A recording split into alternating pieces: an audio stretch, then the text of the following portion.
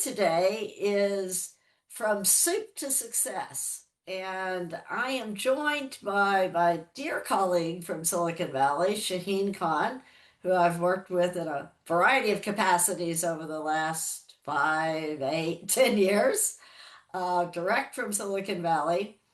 And as Shaheen and I were preparing for today, we thought back to the old story of the stone soup that goes back probably centuries of anything, such as soup, can be built when you start with at least one ingredient and invite others to put their ingredients in. And ultimately, with some patience, with some different ingredients and some stirring, you could end up with a really delicious soup. And that is a way of looking at our journey. And as we think about 2026, we each can bring something into the soup that will become the next year ahead. So it is an exploration. We do invite and encourage everyone to give us feedback after the session. And I will put the link also in the chat as we get close to the top of the next hour. We will officially close. Simple 3-minute survey to give us feedback. Also, check calendars. Our next journey exploration will be on the 4th of March, and you will receive a link to subscribe for that, as well as what is shown here.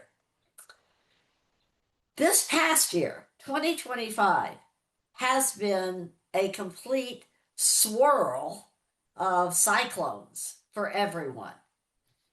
Across the world, we have seen geopolitical questions. We've seen debates about technology and what's right or wrong. We've seen increasing shifts in the climate, and Gen Z coming into the workplace with new ideas is beginning to shift the whole concept of work.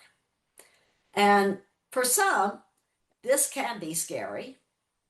For people like I and Shaheen from Silicon Valley, we tend to believe that when the clouds come, we have to look behind them and look for the stars, because there are stars. And personally, I believe that we as a society are at a tipping point of going into a whole new environment, fueled and amplified and sped by the positive uses of AI and technology that can help us as people figure out and solve some of the challenges with climate change, with healthcare, and as well as can help us deal with the societal change. I mean, let's face it, we have all been living in industrial age mode for the last 150 years. This concept of having a home and then going to a work and working for 8, 9 hours with somebody telling you what to do, and then you go home and have a life. I mean, for me, that really doesn't make sense. It's time to think differently. And so I believe in 2026, we will see, powered by technology, driven and forced by some of the societal changes, we will see an emergence of a whole new way of living and being that is a more integrated, purpose-filled way of interfacing, and that our jobs and other aspects of our lives will evolve in new ways so that we get more satisfaction and more creativity out of what we bring to the table, as opposed to just doing tasks. So 2026, will it be good? Will it be bad? I believe it can be either one. But it comes down to mindset, how you look at it. AI is a tool that, looked at as a tool that can drive positive change, can propel things forward. Looked at as a negative, you begin to go down that negative path. So start with the mindset. And as part of the mindset, think about what it is you really want in 26. What is your purpose in life? What do you really want to achieve? Not just 2026 resolutions and goals, but over the next 5, 10, 15, 30 years. What do you want to have accomplished? That to me is a person's purpose and North Star. And once you focus on that, you can then begin to explore what are the tools, whether it's AI, robotics, metaverse, other ways to help you get to that purpose. In our last exploration, a few people reflected that we're coming up to 2 years of doing these journeys. Let's take a minute and think back to what we predicted in November of 2023. And so I went back and found this slide that was Thomas Aguilero's very strong belief that by the end of 24, we would no longer do things like manage our calendars or schedule our doctor's appointments or even use something like Tinder to find a date. Our mobile phone would do that for us. And it would all be automated and magic, and the world would be simple in these basic day-to-day tasks.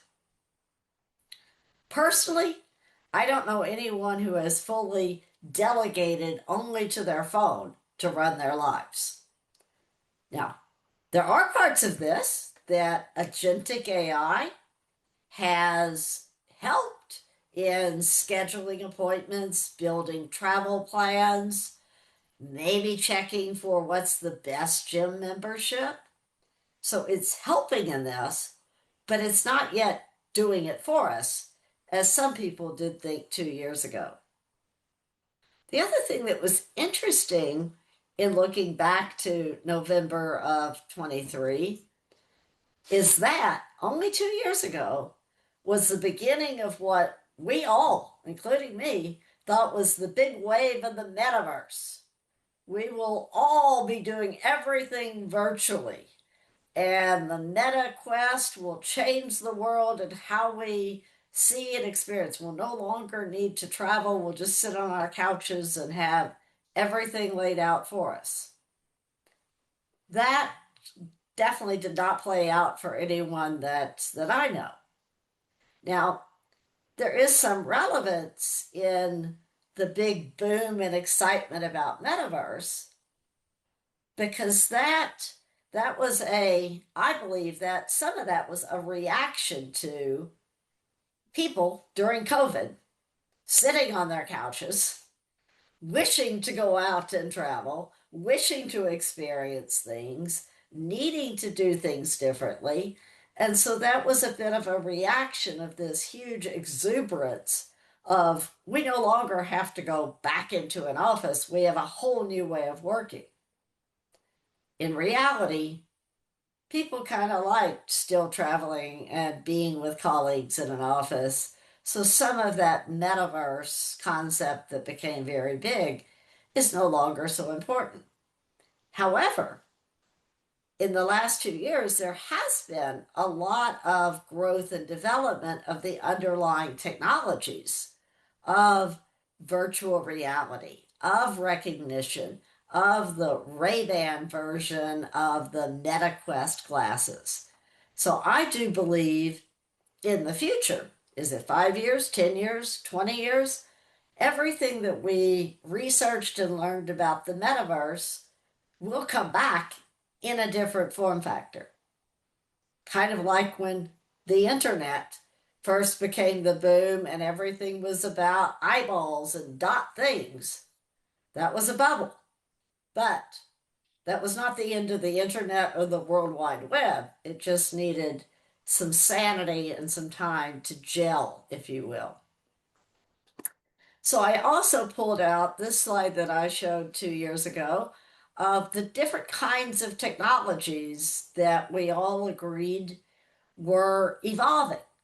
And when we look at this, we can see that certainly AI has grown faster than any of us probably predicted in many different ways. Recognition and the ability to have facial connection with things. Robotics has grown a lot. I mean, here in Norway, there was a company that launched the first true humanoid robot to vacuum your floor and do your laundry. Autonomy. Waymos are very, very common across the San Francisco Bay Area. So those have grown significantly. Things like quantum computing and high performance computing, huge developments. It's not yet at consumer, it's not yet something you sign up for on Amazon, but there's developments. Blockchain has continued to go through its iterations of where it fits in the world, and there's much more to come there. Things like digital twins are also being developed and utilized. And the Web3, which was the fundamental baseline of some of the metaverse work, that continues to be developed and researched. And again, I think we'll come back at the right time and in the right place with the right applications and needs. So the swirl is continuing, the technologies are growing, and 26, I believe, will be an even faster speed of light of development and achievements, as well as implementations. So for all of us that can look at these things and say, oh my gosh, what do I do now? My advice is think about what you really want to achieve long term, your purpose. Think about what do you really want to achieve in 26 and take a jump, take a leap into the unknown. Try something different. Explore, experiment in small doses, but jump in and try so that you're not left behind and become irrelevant because it is moving quickly. So I'm going to take a moment here for anyone that has burning questions or debates or disagreements before we turn over in a few moments here to Shaheen to share his views.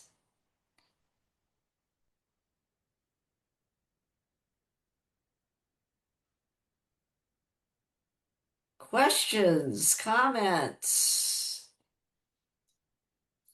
issues.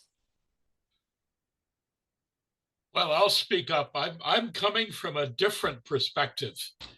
I had my 80th birthday a few months ago. Congratulations. So, I come at this whole thing from a different angle. And we talk about purpose. And I wrestled with this a few years ago. And I'm following Andrew Carnegie, who said in the first third of your life, learn all you can. In the second third, earn all you can. And in the final third, give it away. Give it away and make a difference. And he did. He built the public library system everywhere. I've seen public libraries north of Toronto in Canada, down to St. Lucia, and in England that have a circular piece of granite above the door that says Carnegie Public Library. And I thought, well, I can't operate on that scale. I'm a small person. What can I do? I went to an independent school in Toronto where the fees are now something like $40,000 a year. I talked to them and I said, what can I do? And they said, for $50,000, you can set up a bursary which will help a student attend this school. It takes 2 years to get it rolling. The first payment was made this past January. And in February, I got the most wonderful letter from the first student to receive assistance from the Dave Morgan Go Beyond bursary. Wow. Wow. That is great, Dave. Thank you. Thank you for sharing. That is true giving back to society. Yes, a real clap on that one. Thank you very much for sharing. It takes a village, and that's a great example of not only putting a lot in the soup, but a huge village. Thank you. Yeah, it's a balancing initiative. That is fabulous. So, Shaheen, are you ready to jump in and share perspectives direct from the source for 26? Yes, absolutely. Happy to. All right.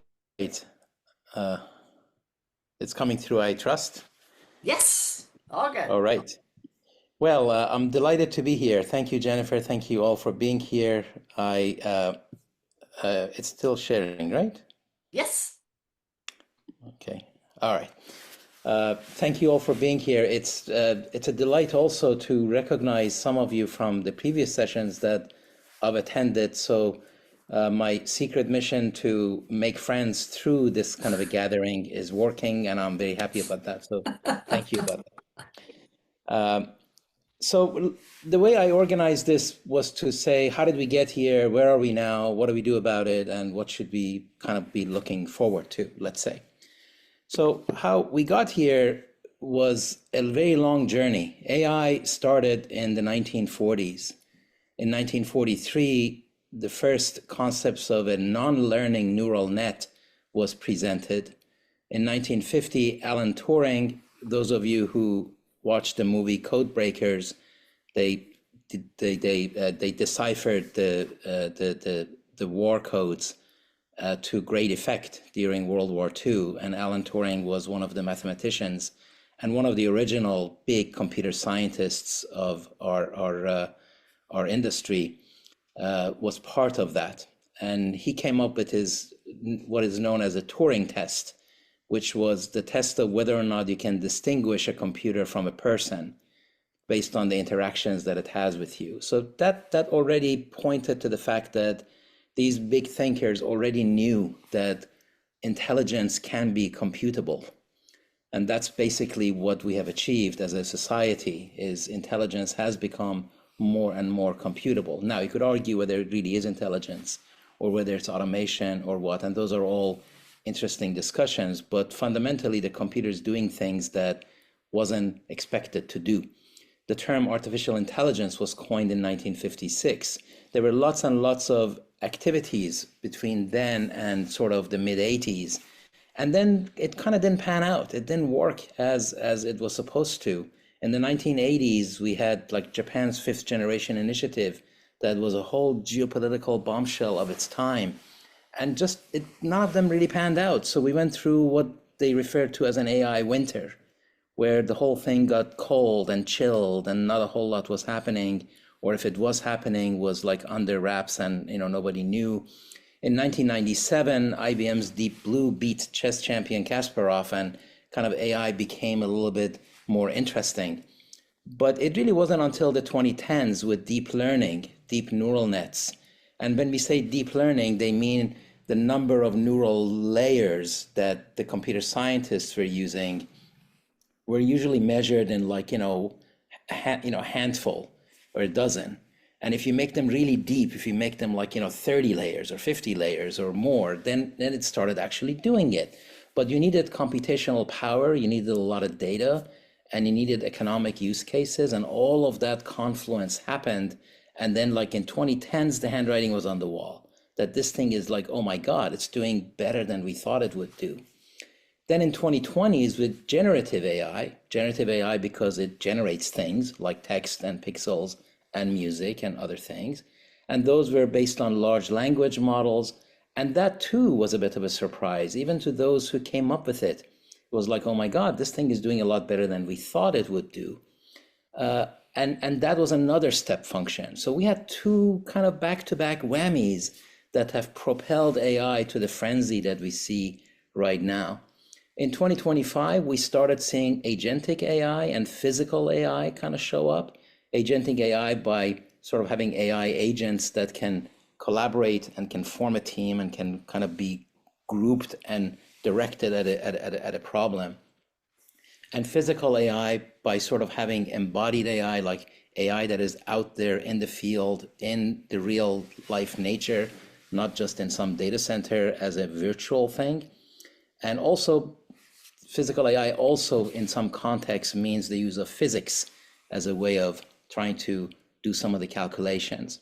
But when you kind of say, what about 2030s? What about the rest of 2020s? Is there another big step function in the works? Nobody knows right now. It's like all being done and pursued. So that's kind of one part of it. Now, where are we? Well, AI is, you can think of it as fundamentally sophisticated automation. And if you kind of eliminate the discussion of whether it is intelligent or not, and sort of say, well, what can it do? It can already do quite a lot. And I think that is exactly what is propelling it, is that not only can it do quite a lot, it looks like it might even actually be intelligent. So the two come together to make it an interesting discussion. It is a historic human scale revolution, nothing short of that. Mechanical machines, Jennifer mentioned for the past 150, 200 years, we've been sort of doing things in a particular way. Well, that was itself also a revolution. The Industrial Revolution was a revolution. And that was when mechanical machines did the work of muscles. And that was already a massive disruption to kind of humanity and society structure. Information machines want to do the work of brains. That is massive. And if that happens, as it happens, everything changes. We should assume that everything changes. The tasks change, the roles change, the organizational structure changes, the culture changes, the metrics changes. The other aspect of AI is that it's unstoppable and it is fast changing. While there's some conversation a couple of years ago about whether or not we can slow down the progress of AI to make sure that the mistakes of it we could guard against, that was just never going to happen. It's a race. And while there are companies that are sort of focused on making money, there are many others and nation states that really want to get to the so-called artificial general intelligence or super intelligence. So when it is fast changing and it is unstoppable, it becomes really difficult to have so-called situational awareness. It's hard to know where we are. Is it a good idea if I do it, or is it a good idea for me to not do it? So should I do this way or should I not do this way? Those are really difficult. Coping with change is already very difficult. It's even harder when it is so fast. So learning becomes hard and time consuming. It is really difficult to get AI and incorporate it into workflows and bake it in because it keeps changing. It's hard to institutionalize it, et cetera, et cetera. So on the right-hand side, we kind of see what our situation is right now. There are massive opportunities. AI can obviously provide new productivity and make us better, faster, smarter. There are, in principle, algorithms and know-how that is only available to AI. You could sort of think of all the possible ways of doing things and put a circle around the ones that human beings can understand and those that are tractable by humans. There are those that are not tractable by humans, that are tractable only by machines, not just in terms of iterating something a million times to see where it goes, but or kind of look at all the possible permutations to see what works. Those already happen in many aspects of AI, but also just fundamental algorithms. And that could all lead to a whole new age of humanity, where we might rediscover the value of humans, not in competition with machines, but as the superior beings that are driving this globe. There are also challenges, short-term challenges. It's hard to use, despite being AI. It hallucinates a lot. We probably need a couple of other step functions to get to where we want to go. The energy use is really a problem, especially in light of climate change. And there are massive efforts to try to address those. But there are also big picture challenges. In the short term, a big challenge is the so-called weaponized information, when the information is fabricated and delivered to populations, not to change their mind, but to cause them to do something that they will regret. Fake news, in other words. Fake news that is designed to kind of manipulate people. Not a new concept, but it can now be done at scale. I mean, Roman Empire was all full of the stories like that. In the medium term, it's digitized jobs. Will AI replace jobs? I think it absolutely will. And it will change jobs too, and it will create new ones, but it definitely will replace some. And that's a disruption for society. And long term, societies need new models, new economic models, new governance models, because this AI thing is going to change really, really everything. So what do we do now? If you're an individual, your main task is to learn. But you also need to recognize that your interaction with AI is not the same as your interaction with traditional computer applications. It's not like it's an augmentation of what you do and you can just kind of do things faster. You are a manager doer. You're not just a doer. You need to treat it as a junior employee, that you need to be clear with your instructions. You need to be patient with iterations. You need to learn how to kind of operate and be a good manager. So you want to track what everyone else is doing, read as much as you can. You want to try the free version of all of these AI tools. You don't have to shell out for the subscriptions until they prove their value. But between what you can read about everybody else's efforts and what you can do with the free version, you can already learn quite a bit. And then subscribe when it's warranted. But learning takes time. No one has time. The rule is make time. We've got to learn, and learning takes time. If you're a company, you want to understand the downside, you want to pursue process automation, and you want to gauge business transformation. The downside, you want to create a test lab, a playground, a place where you can actually kick the tires and test things and learn. You want to review your metrics and note especially what is not getting measured. Because if you're kind of in the business of doing something that humans do, well, it's really difficult to measure everything that a human does. And our business metrics rarely do that. So if you're not measuring it, that's what you can lose. And that could be a really big problem. You can automate things and then regret that you did so. And there are many examples of companies in that situation. If you pursue process automation, you want to automate what is well understood. Today, what AI can be used for very effectively is fundamentally content creation. Content creation that shows up in marketing, in legal, in HR, in finance, in software engineering. In software engineering especially because we have access to 50 years worth of programs that are out there, and AI can be let loose on them and learn from them. If you come up with a half a dozen agents that do various things, one of them does the specification, one of them writes all the test routines, one of them comes up with tests, given this, if I do that, this should happen. Let me try it and see if that happens. Another agent checks the work of the other one. The next one looks at the code and cleans it up and says, that was not part of the spec, let's remove it. In that environment, the role of the person becomes really a role of a product manager, not a developer. So that is all kind of really different because it also means that you need to understand the impact that it has on the organizational structure and the culture, like we mentioned. And of course, because if it doesn't do something, just wait a month, or if it is doing something, it's going to do it better in another month. You need to prepare for frequent changes. You don't get to ingrain it, as we said. Now, doing whatever you're doing already better, faster, cheaper is one way. Doing it completely different thing and have a different business is another thing. And that's often where the real value is with all of these big technology trends. So you want to gauge business transformation. You want to understand the bubble chart that Jennifer showed with all those big mega trends.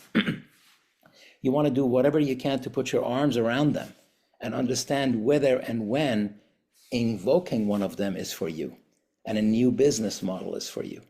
Now, if you're a society, your task is a little bit different.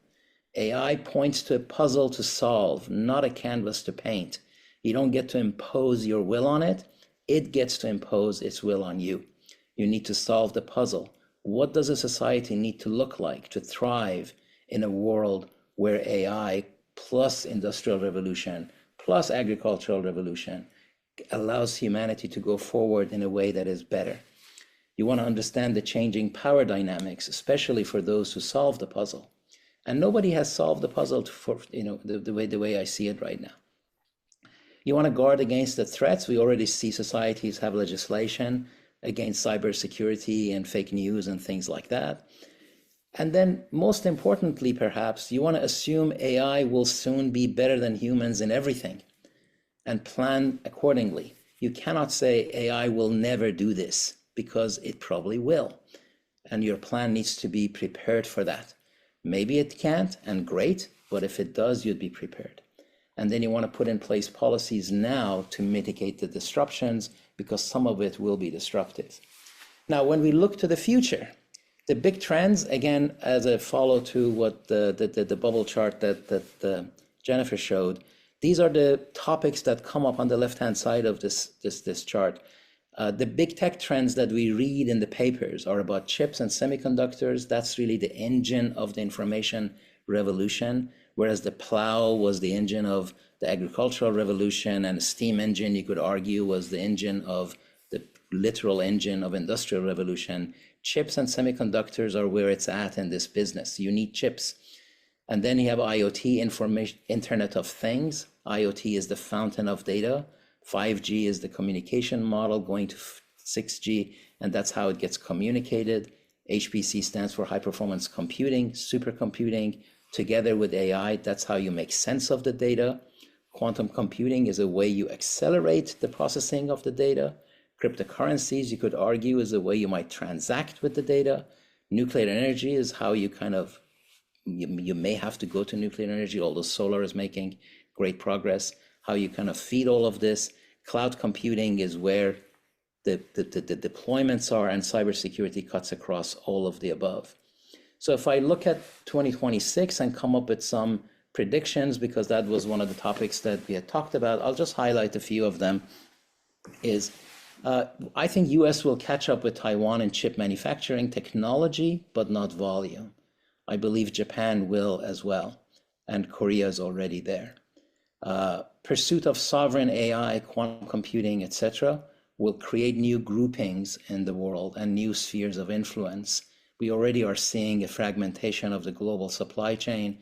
This will sort of enable groupings to happen, because not everybody's going to be able to achieve that in the full way that they want. There will be an AI hiccup, but not a bubble, and the growth rates will drop. And then if I go down a little bit, agentic AI will be well established for coding. I do see that happening very, very rapidly. Physical edge AI, I mentioned, that's the concept of GPUs. GPUs are graphical processing units, but they are essentially the accelerator semiconductors that enable AI right now.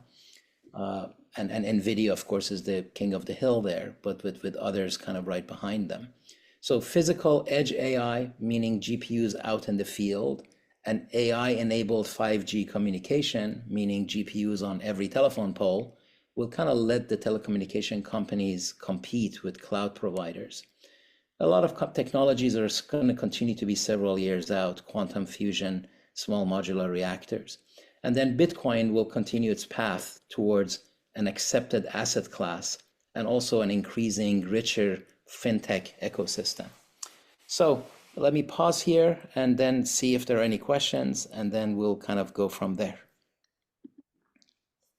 Thank you, Shaheen. Quite a perspective. A couple of things that I had questions and stuck here in the chat. And that one statement you made, I might disagree with, and that is that at some point, AI will be better than people at everything. Yes, no. Yeah, go ahead. So I think our planning assumption should be that imagine AI is better than people in everything. Let's just imagine that as a thought experiment. Let's plan according to that. Because if we do that, then we're not going to be surprised. Now, will it be better than humans at everything? Well, it kind of depends on the other human that's judging it. And humans are quite happy with mediocrity. It's good enough for me, right? Yeah. And so there is definitely that. But I believe a society would be prudent to think that as a basic assumption, plan for it, and then that way eliminate surprises. The other thing that it does is that it removes the aspiration to compete with the machines, right? We don't feel bad that we're not faster than an airplane, Yeah. right? We should not feel bad that AI is better than us in whatever it is that we had to claim on. It's a machine. It can do it in a way that we can't. So human superiority should not be dependent on whether or not it's better than a machine at anything, right? That is really the philosophical point behind it. And I believe if we grok that, that does lead to a rediscovery of human value.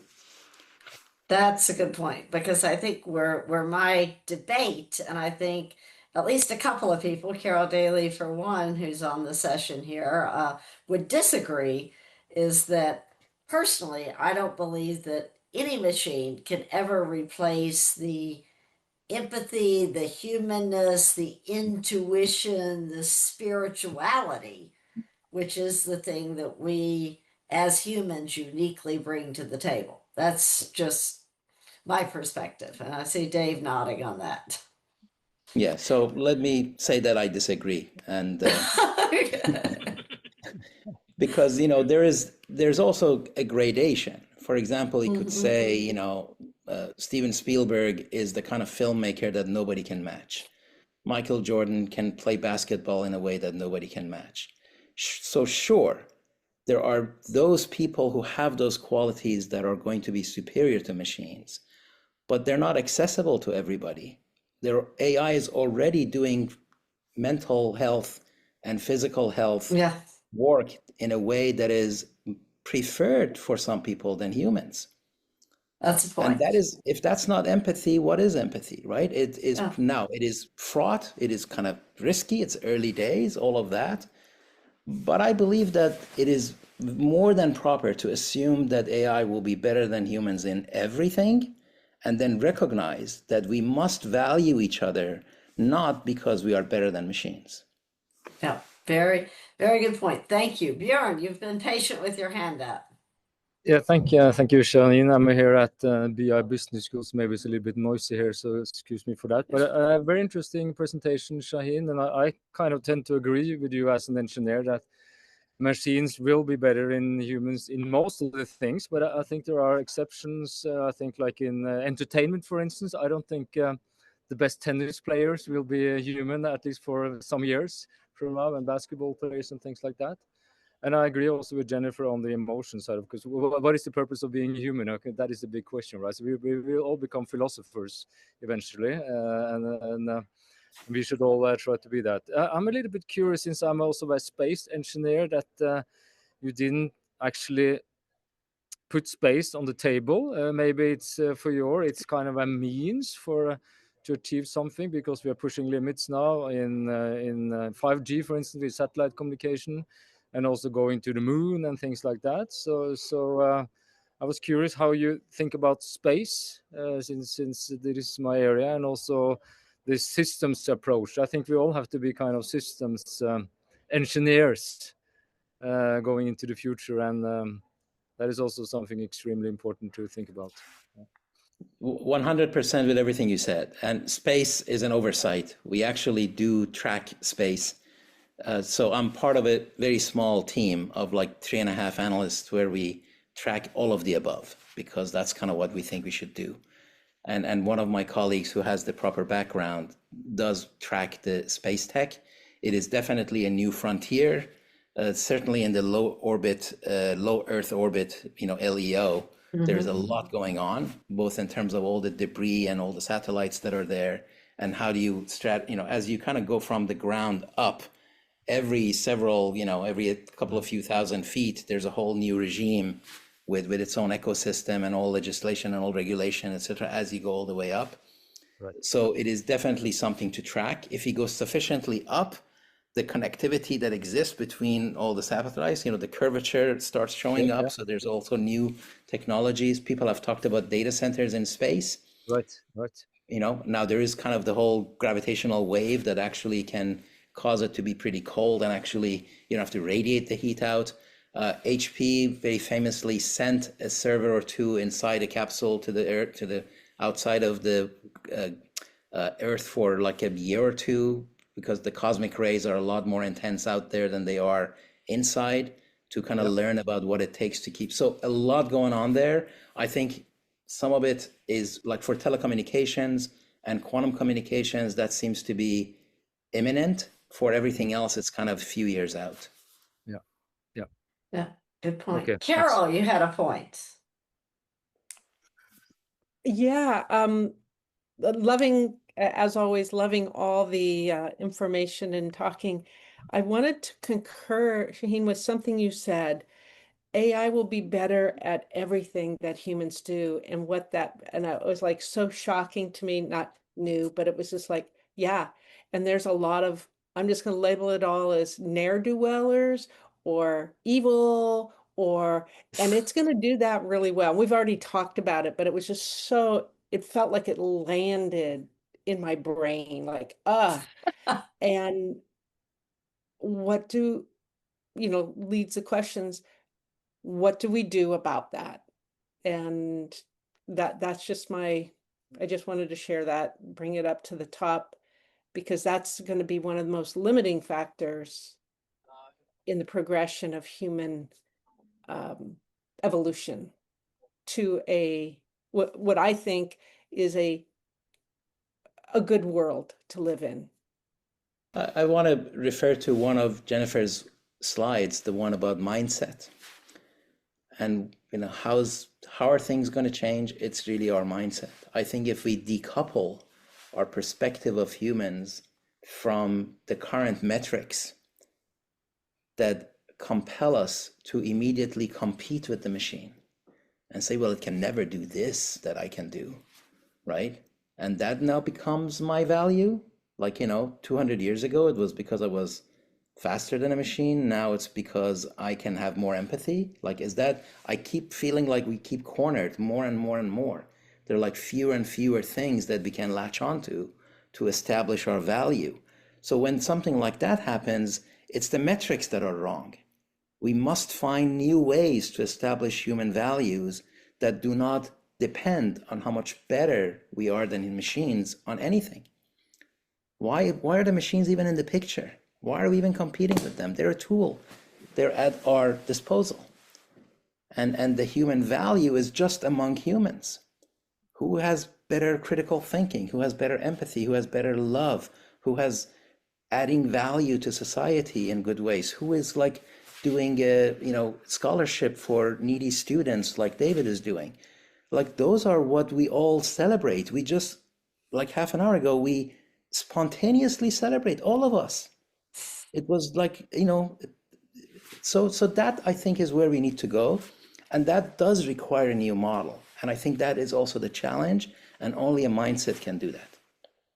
Yeah, and just one thing that just really struck me here in listening to you, Shaheen, and that is that in the last, I would say 2 to 3 years since the COVID time, I've personally seen around the world, but especially in the US, I've seen greater, not just polarization of opinions, but it's one way or the other.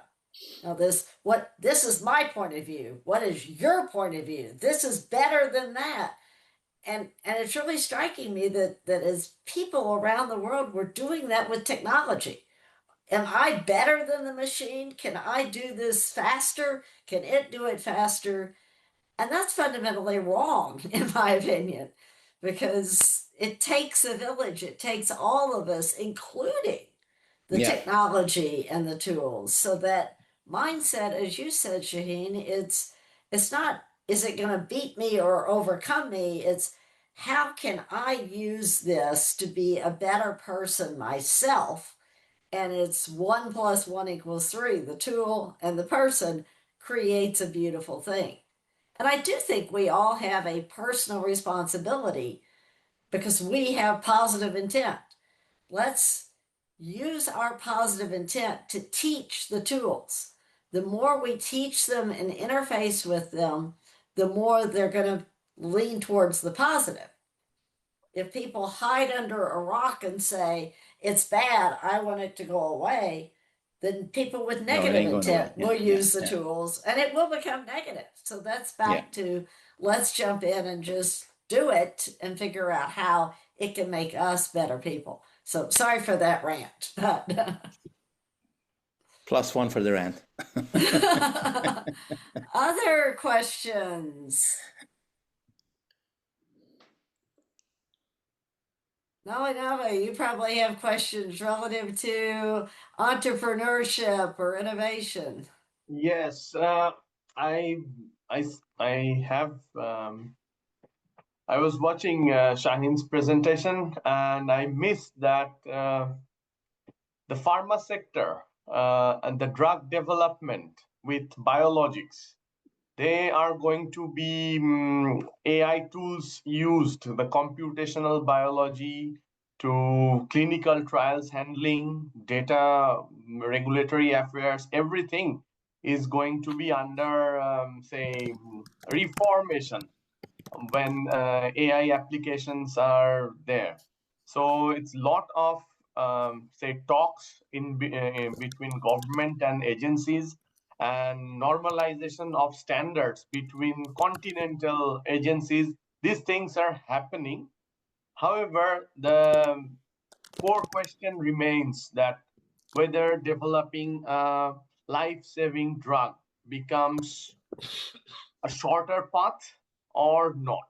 So very recently, 5 years back, when being an early stage entrepreneur, I used to pitch to, say, VCs or pharma angels. They used to challenge me that by doing computational biology and coming with the proof of principle in silico probably doesn't mean much. But last year, here in Oslo, they arranged a big seminar that how actually it is meaningful. So they brought speakers from Canada, and it's a big company now providing services for all the early stage drug development. But there was a question whether the cost of the biologics ultra modern drug in the future in 4, 5, 6 years will be much lesser because the initial part iterations are getting shorter, etc. But there in the panel, there was the big pharma representative as well. I'm not naming the pharma. So his point was, yes, I do see a lot of innovation and getting validation through AI tools, but still it is the price determining phase, that is clinical trial phase 3, which is done by big pharma, will Yeah. be of large volume, and probably still AI is not there to make a shortcut out of it. So these are very, say, relevant questions coming thick and fast to the community, basically. So, so these are very interesting parts. I understand the space technology, but I often say to the people whom I talk about that we still cannot deliver the drug target specifically in a faster way inside our body, though we are sending stuff to Mars. So AI has to work a lot on these aspects as well. And it's fantastic to know about David's support or philanthropy, and also Shaheen's and Jennifer's insight.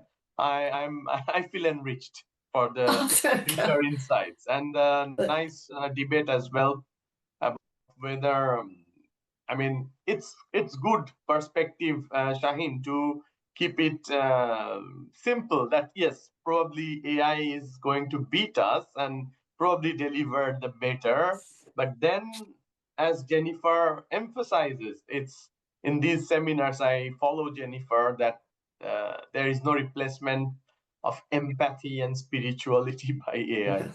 No, I mean, as you know, I agree. I just think that for planning assumptions, that would be a more prudent way of doing it.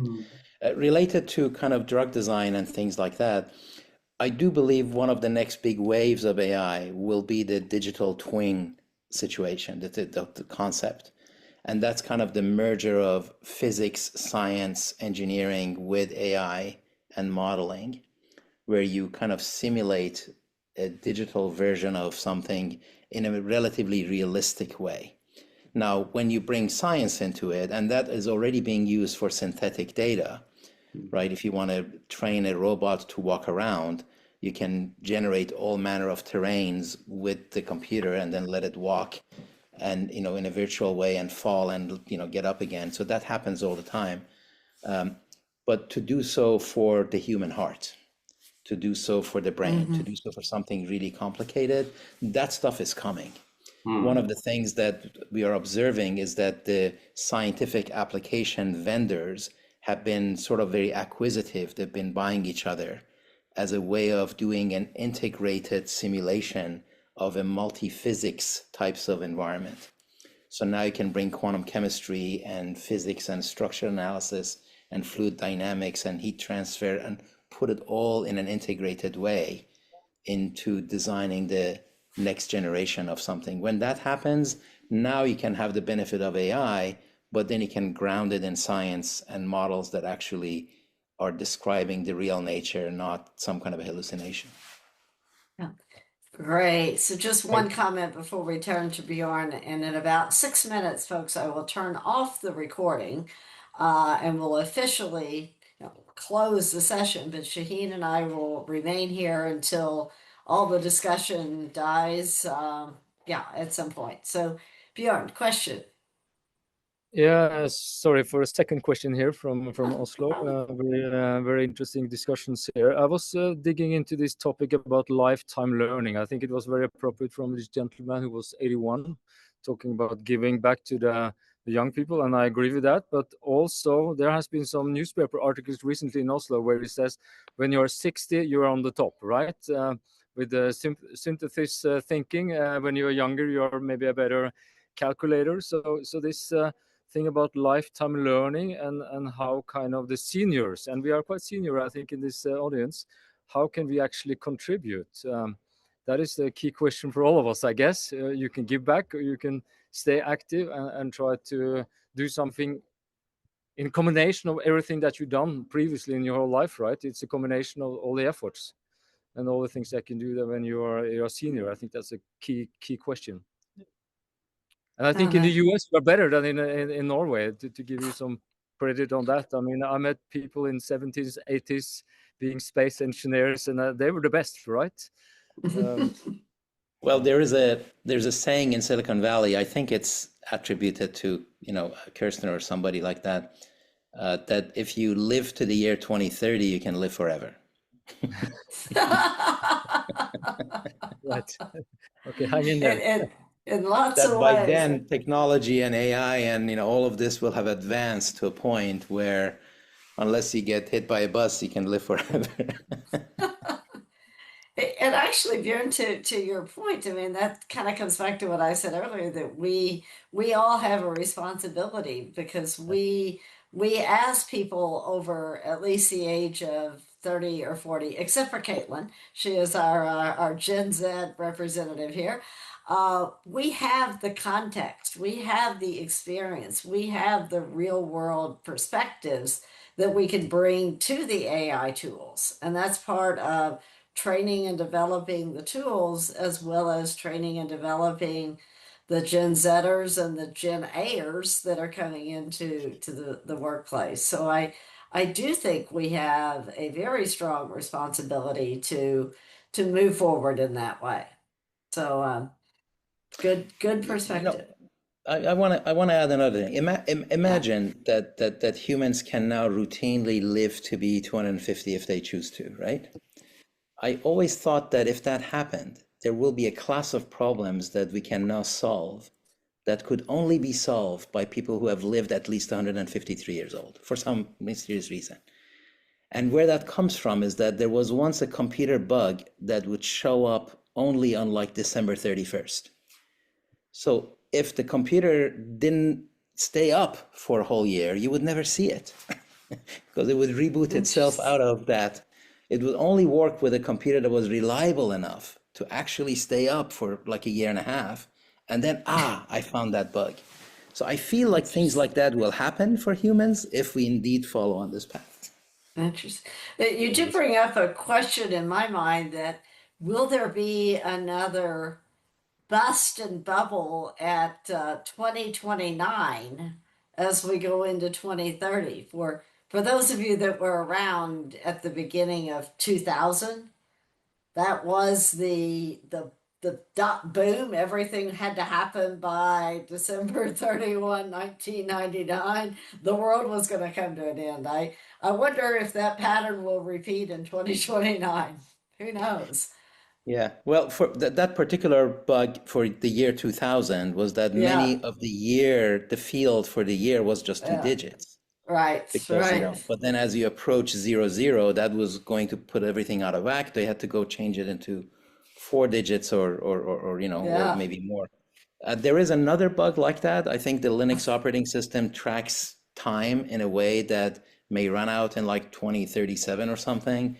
But I believe the year 2K, the Y2K thing has given enough notice for people to go fix it before it happens. our next session will be on the 4th of March. I put the link in the chat at the beginning of the chat.